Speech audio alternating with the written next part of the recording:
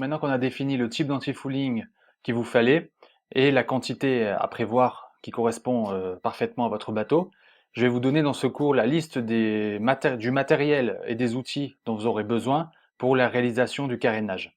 Donc dans cette liste, il va y avoir des outils et du matériel que vous avez déjà en votre possession. Je vous encourage à les utiliser. Il y a certaines autres choses que vous allez devoir vous procurer via les liens que je vous mets sous le cours ou bien dans votre ship chandler local. Donc dans la liste ci-dessous, il y a les liens vers Amazon où vous pouvez vous faire une idée du produit que je vous conseille. Et il y a aussi une photo d'illustration. Mais je vous encourage à passer par le site internet orangemarine.com avec lequel j'ai passé un partenariat. Donc il propose 10 euros de remise par tranche de 50 euros d'achat. Donc ça fait à peu près 20%. Donc ce qui peut être intéressant. Et en plus, ça permet de grouper toute la commande en une fois. Parce que si vous commandez sur Amazon, vous allez avoir, ça va arriver en plusieurs jours, alors que avec Orange Marine, ça arrive dans un carton, vous avez tout votre matériel pour le carénage. Et en plus, la livraison est assez rapide, j'ai testé leur service et elles sont très rapides pour la livraison. Donc je vous le recommande. Vous n'êtes pas obligé de passer par eux, bien sûr. Vous pouvez très bien vous rendre dans le ship chandler le plus proche de votre bateau et commander, si nécessaire, tout ce dont vous aurez besoin. Donc je vous mets en dessous du cours le code promo à utiliser sur le site orangemarine.com si vous décidez de passer par eux. Donc on va commencer tout de suite avec l'équipement de sécurité personnelle. Alors quand on fait le carénage de son bateau, il est impératif de se protéger. Nous, en tant que professionnels, on le fait systématiquement parce qu'on fait beaucoup d'interventions chaque année.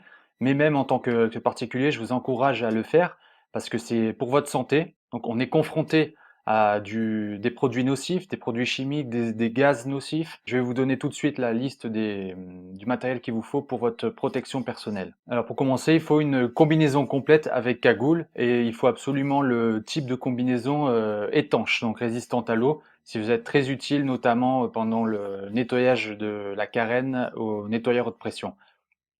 Ensuite, il vous faut des lunettes de sécurité qui va vous protéger des projections de coquillages pendant le nettoyage au Karcher, qui va aussi vous protéger des gouttelettes d'antifouling lorsque vous allez peindre. Vous pouvez utiliser bien sûr de vieilles lunettes de soleil, mais évitez quand même les dernières Ray-Ban que vous avez achetées récemment. Elles vont être totalement foutues. Donc des lunettes de protection dédiées ou une vieille paire de lunettes de soleil fera l'affaire. Ensuite, il va vous falloir une petite boîte ou quelques gants jetables en nitrile, très important. Donc c'est des gants qui vont résister à tout ce qui est acide. Je vous conseille d'utiliser la gamme la meilleure possible avec les gants les plus épais possibles. En général, les gants premier prix vont se déchirer facilement et vous allez en utiliser beaucoup. Donc ensuite, il va vous falloir un masque de protection. Donc ce masque de protection va vous protéger contre la poussière, mais aussi et surtout contre les vapeurs de peinture et d'acide auxquelles vous allez être confronté. Il existe des masques anti-poussière et des masques anti-vapeur. Il vaut mieux prendre tout de suite le masque anti-vapeur qui va également vous protéger contre la poussière, bien entendu.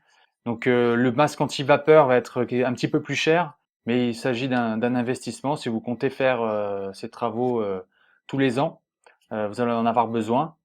Donc je vous conseille de passer directement par voilà, un masque anti-vapeur nocive. Enfin, il va vous falloir des bottes en caoutchouc. Donc là, c'est des bottes en caoutchouc de bateau ou de jardin, quelque chose dont vous n'avez pas peur de salir.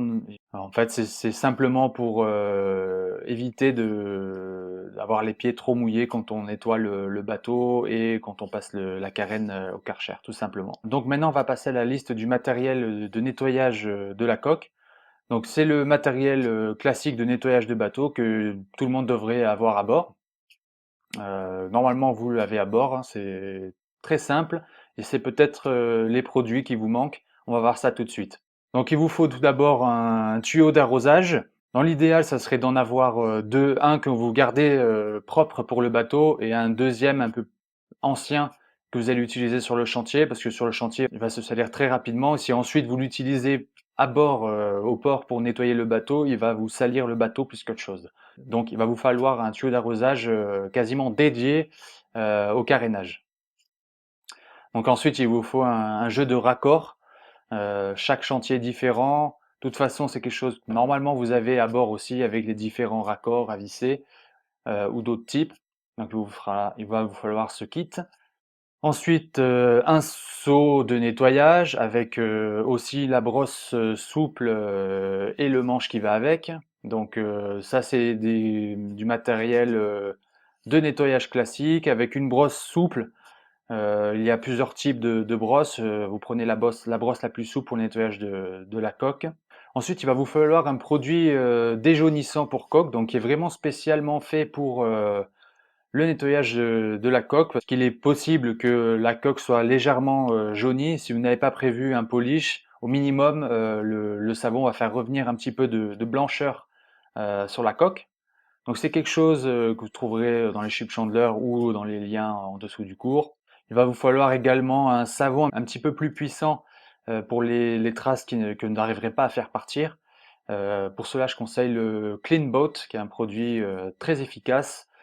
Quand on le dilue un petit peu moins que ce qu'il est préconisé, il est très efficace pour retirer les taches les plus récalcitrantes, mais à ne pas utiliser pour un nettoyage régulier du bateau. Ensuite, il va vous falloir un spray anti-rouille. Donc il y a toujours au niveau des passe-coques qui sont au-dessus de la ligne de flottaison des petites coulures de rouille. Donc c'est à ce moment-là qu'on va s'en débarrasser avec un spray qui est un produit vraiment spécifique pour cet usage. Il va vous falloir également des éponges magiques. Vous savez, c'est les petites éponges blanches qui sont très très efficaces contre les petites rayures. Donc si vous y avez des rayures sur la coque que vous voulez effacer, en fait, ces éponges-là sont très efficaces. C'est assez commun maintenant de voir sur les bateaux ce genre d'éponge, très efficace.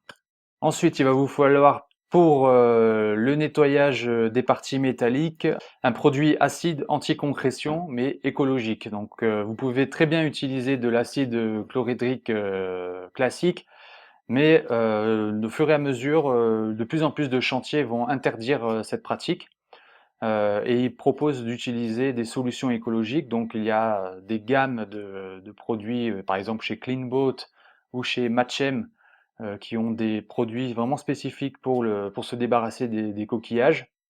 Donc je vous invite à utiliser ces produits. Ils seront peut-être un petit peu plus chers que de l'acide chlorhydrique, mais faites un petit geste pour la planète.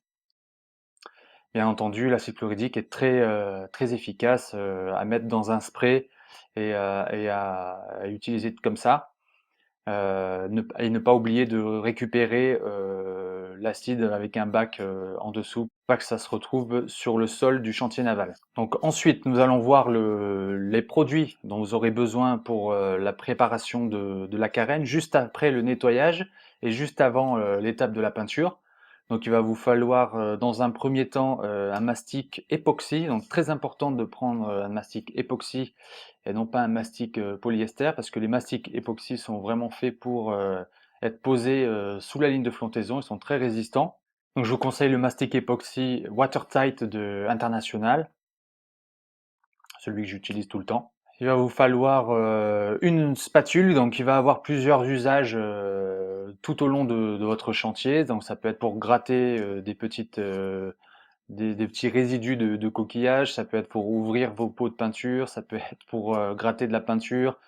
Donc il y a des spatules assez résistantes qui sont multifonctions. Donc je vous mets le lien en dessous du cours. Il va vous falloir également des couteaux à mastiquer, donc très utiles et très larges, très utiles pour mélanger le mastic et pour l'appliquer. Ensuite, il vous faudra des disques de ponçage que vous utiliserez avec la ponceuse orbitale. Donc il vous faut du grain 80, 120 et 220. Parfois on arrive à trouver des kits avec différents grains, donc c'est ce que je vous conseille. Et enfin, il vous faut du ruban de masquage, donc pour les délimiter les zones de peinture, notamment à la flottaison.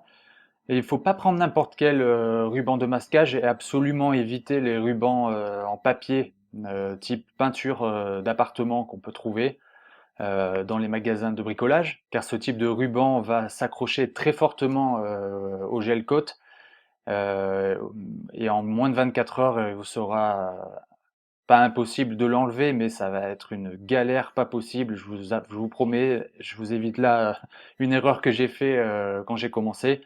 Donc, ce qu'il vous faut, c'est un ruban adhésif plastique. Moi, celui que j'utilise, c'est le Tesa rouge. Donc, je vous mets le lien en dessous. Ou alors, vous avez le 3M bleu qui est un petit peu plus cher. Mais ce sont des rubans adhésifs assez épais et qui sont très faciles à enlever, même si ils sont laissés en place pendant quelques jours. Donc, dans tous les cas, absolument éviter les rubans de masquage en papier jaune clair, beige, qu'on peut trouver dans les magasins de bricolage. Là, c'est pareil, je vous recommande de prendre du matériel spécifique, vous trouverez en Chip Chandler ou sur le site Orange Marine ou Amazon. Donc ensuite, on passe à l'application de la peinture. Donc ce sera tout le matériel dont vous aurez besoin pour l'étape de la peinture. Donc tout d'abord, il vous faut un primaire d'accrochage à passer sur les parties que éventuellement vous aurez réparées au mastic époxy. Et en plus, si vous avez une peinture qui n'est pas compatible avec la peinture donc, que vous avez choisie il vous faut un primaire d'accrochage. Donc ça ne pas oublier avant. Et dans les quantités, on utilise la même méthode que pour calculer la quantité d'anti-fouling. Ensuite, bien entendu, il vous faut le type d'anti-fouling que vous avez choisi. Le diluant, moi je vous conseille de prendre le diluant de la marque de l'anti-fouling choisi. N'essayez pas d'utiliser du diluant universel. Donc ça va diluer la peinture, mais lorsqu'elle va sécher sur la coque, il va y avoir des traces pas très belles à voir. Donc pour une finition de bonne qualité, je vous conseille de prendre le diluant du fabricant. Donc ensuite, si vous avez de larges surfaces à peindre, si votre bateau est assez grand, je vous conseille d'utiliser un manche télescopique. C'est ce que j'utilise moi personnellement et que je trouve très avantageux. On gagne pas mal de temps en l'utilisant et on s'économise aussi physiquement en utilisant un manche télescopique. Donc on verra ça dans la vidéo, dans le cours sur l'application de la peinture. Donc ensuite, il vous faut des rouleaux et des manchons de 180 mm. Donc c'est les rouleaux classiques qu'on trouve dans les magasins de bricolage. Par contre, au niveau du type qu'il vous faut, donc si vous arrivez à trouver des rouleaux spécial anti-fouling, c'est parfait. Sinon, il va vous falloir des rouleaux assez épais avec la propriété anti-goutte. Donc ce qu'il vous faut pour l'anti-fouling. Il faut également des rouleaux plus petits qu'on appelle pattes de lapin pour aller dans certains endroits. Ça dépend de la forme de la carène de votre bateau, mais il se peut que vous ayez besoin d'aller dans des endroits inaccessibles avec le gros manchon et le gros rouleau. Donc des pattes de lapin, ça peut être très utile. En complément, des pinceaux radiateurs pour les finitions. Ensuite, il vous faut un camion à peinture de 5 litres, c'est une bonne capacité pour faire un travail correct sans s'arrêter. Vous avez des camions plus petits, mais si vous perdez du temps à chaque fois à le remplir, vaut mieux prendre un camion de 5 litres, quitte à reverser le surplus à la fin du travail dans le pot. Mais 5 litres, c'est très bien.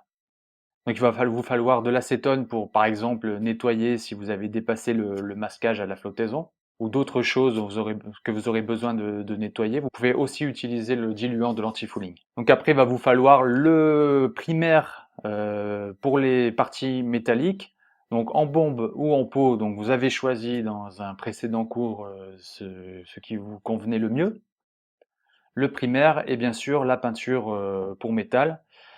Donc il va vous falloir pour cela également des pinceaux jetables pour aller dans les recoins, si vous utilisez de la peinture en pot.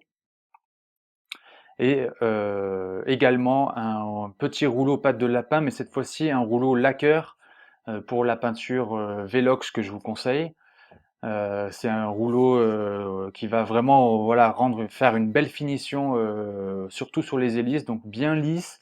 Donc c'est le rouleau lacqueur qu'il vous faut, absolument. Et dernière partie, donc là je vais vous donner la liste des outils et matériels divers dont vous pourrez avoir besoin pendant le carénage. Donc vous aurez besoin de sacs poubelles pour récolter vos déchets si le chantier naval n'est pas équipé ou si c'est un peu trop loin parce que il y a certains chantiers navals qui sont tellement grands que aller à la poubelle ça peut prendre 5 minutes. Avoir une poubelle près du bateau est très pratique et ça peut servir aussi, je vous le montrerai, pour conserver la peinture. Il va vous falloir un escabeau. On a toujours besoin d'un escabeau, au minimum d'un marchepied, suivant la taille de votre bateau. Un petit escabeau qui peut faire office d'établi peut être très pratique également. Je vous mets le lien sous le cours. Il va vous falloir un ballot de chiffon et des microfibres. Une caisse à outils d'hiver. Alors c'est la même chose. Normalement, vous avez ça à bord. On ne sait jamais de quoi on peut avoir besoin. Donc une caisse à outils classique. Il vous faut aussi un coffret de clés à cliquer ou simplement des clés à douille. Donc ça va être plus pour les anodes. Donc ensuite, pour mélanger la peinture juste avant de l'appliquer, il va vous falloir une perceuse avec le malaxeur de peinture qui va avec pour faire un bon mélange.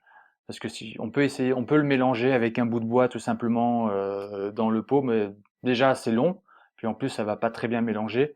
Alors qu'avec une perceuse et un malaxeur, ça prend quelques secondes et c'est terminé. Si vous avez les références de vos anodes, que vous avez déjà effectué un chantier naval précédemment sur votre bateau, ou si l'ancien propriétaire vous communique les références, vous pouvez les prévoir en avance, comme ça sera déjà ça de fait. Il vous faut aussi une ponceuse orbitale pour poncer la carène, les éventuelles réparations époxy sur la coque. Un aspirateur pourrait être utile aussi pour récupérer la poussière de la ponceuse.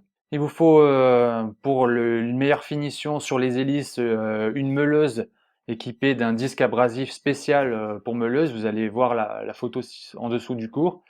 Donc ça, c'est pour vraiment décaper les hélices qu'elles se retrouvent comme neuves avant de commencer le cycle de peinture. Il va vous falloir une rallonge électrique classique avec les embouts nécessaires. Normalement, la même chose, les embouts, vous devez les avoir sur le bateau. Mais une rallonge électrique multiprise peut être très pratique, notamment par exemple si vous utilisez la ponceuse avec l'aspirateur. Et enfin, si le chantier naval ne vous met pas à disposition gratuitement ou en location d'un nettoyeur de pression, il va falloir emmener le vôtre que vous aurez loué ou que vous avez déjà. Donc à ne pas oublier ce jour-là, fait partie du matériel un des plus importants de tout le carénage. Ce serait dommage de l'oublier. Donc voilà, la liste complète de tout le matériel et des outils nécessaires est disponible sous le cours sous forme de checklist que vous pouvez imprimer pour cocher au fur et à mesure ce dont vous avez en votre possession. Donc pour cette étape, il faut essayer aussi de prendre le plus de délai possible en avance pour être sûr de ne rien oublier. S'il y a certains matériels qu'il faut commander, il faudra prévoir d'avoir le temps de le commander avant le jour J de la sortie du bateau, puisqu'une fois qu'on a réservé l'emplacement sur l'aire de carénage, en général, il est très difficile d'en changer avec un délai très court. Donc on ne peut pas se permettre d'avoir des outils qui manquent le jour de l'arrivée sur le chantier naval. Donc voilà, dans le prochain cours, nous allons voir les choses à savoir sur le nettoyeur haute pression. Donc je vais vous expliquer ce qu'il faut faire et pas faire avec le choix du nettoyeur haute pression pour le nettoyage de la carène, ce qui mettra fin au module 1 avant d'attaquer le module 2 où vraiment on sera sur le chantier. Donc je vous retrouve dans le prochain cours.